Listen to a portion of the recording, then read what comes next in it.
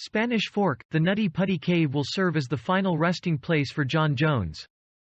It was a difficult decision as evidenced by the cracking voices and watering eyes of officials who made the announcement Friday, many of whom are still reeling from the devastation of Jones' death. The decision to not retrieve the body and permanently seal the cave near Alberta was made after numerous meetings with state and county officials, caving experts, search and rescue team members and those in Jones' family. Jones, 26, of Stansbury Park, died in the cave late Wednesday after he became stuck in an 18-inch by 10-inch L-shaped pinch point in an unnamed area of the cave. A 27-hour rescue involving more than 130 volunteers was mounted within an hour of the 911 call that went out late Tuesday, but Jones ultimately lost consciousness and died. There will be no future efforts to remove the body because of where it's located and the danger of accessing the area.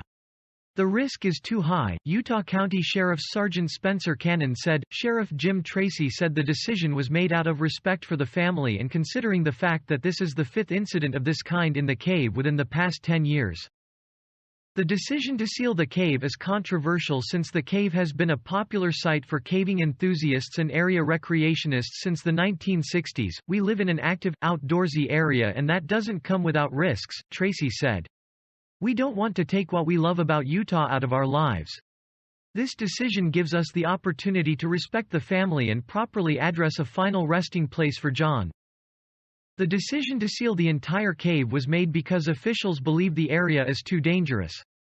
Cannon said no other recreation area in the county has a 1-to-5 death ratio. Because of Jones' death, officials say the area is now considered a sacred place, which reinforced the decision to seal the cave in its entirety.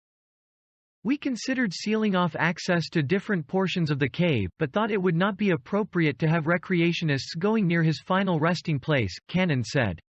Other areas in the cave present similar dangers. The decision to close the cave was a unanimous one, a point that was made clear by representatives from the county, state lands, caving groups and the family. When we made the decision, there was no voice of dissent, Cannon said. There was nostalgia and sadness, but everybody felt it had to happen. Josh Jones said that while his brother wouldn't want to inhibit anybody from exploring or having adventures, as he was an active outdoorsman, the family believes sealing the cave is the right thing to do, given the fact that John Jones' predicament wasn't an isolated incident. We feel that John would want to protect the safety of future cavers, Josh Jones said. The family is working to set up a fund in John Jones' name to promote safe caving, he said. And family members are planning on setting up a memorial near the mouth of the cave.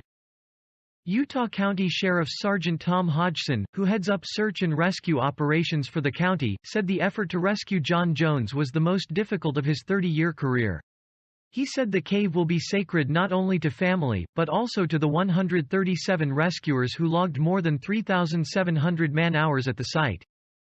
He said the rescuers put forth a Herculean effort toward saving Jones and spoke of the frustration rescuers felt at being within arm's length of him, only to see the situation end in his death. The area where Jones was trapped was so narrow, it was difficult to get rescuers or even tools in there, Hodgson said. One rescuer, equipped with a hammer, was able to situate himself in the passage near Jones, but he only had a 6-inch area to work in. Senator John Valentine, R. Orem, has been a search and rescue worker for 29 years and was at the scene this week. He said the family's encouragement and support was crucial, but said rescuers were finding it very difficult to come to terms with being unable to save Jones. Josh Jones said his family wants the rescuers to know that they appreciate their efforts. We want to thank the rescue workers for their heroic efforts, he said. We know there are those who feel they failed our family, but we know they did their best. We don't place blame on anyone. We want to thank them from the bottom of our hearts. Sheriff's officials conducted 2 rescue operations at the cave in 2004, one in the same general area where Jones died. Rescuers successfully extracted that individual, a 16-year-old boy, primarily because he was smaller than Jones and was located 4 feet closer to rescuers, Hodgson said. The cave, characterized as a drain on resources because its remote location often leads to would-be explorers becoming lost or disoriented while searching for the cave, was closed in 2006. Timpanogos Grotto, the local chapter of the National Speleological Society, spent thousands of hours working to have the cave reopened as a controlled access point, said cave access manager Michael Levitt. The club, which has been managing access to the since-gated cave, was praised by sheriff's officials for conducting a good, effective system. Levitt was visibly saddened Friday, both at the loss of Jones as well as the decision to close the cave. He said the Nutty Putty cave has many unique features that make it unlike any other in the country. A conglomeration of rock and clay make it particularly special, he said. There are tears at the thought that you invested all this time in bringing out this result and for John's family to have to go through this, Levitt said.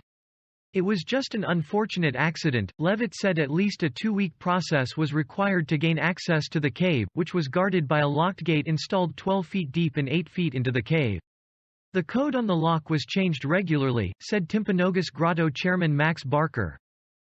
Barker and Levitt describe it as a beginner's cave, though there are many dangerous areas inside, like the one where Jones became stuck. Levitt said that area wasn't even on maps provided to caving groups because those making the maps would look at the passageway and think it humanly impossible to enter.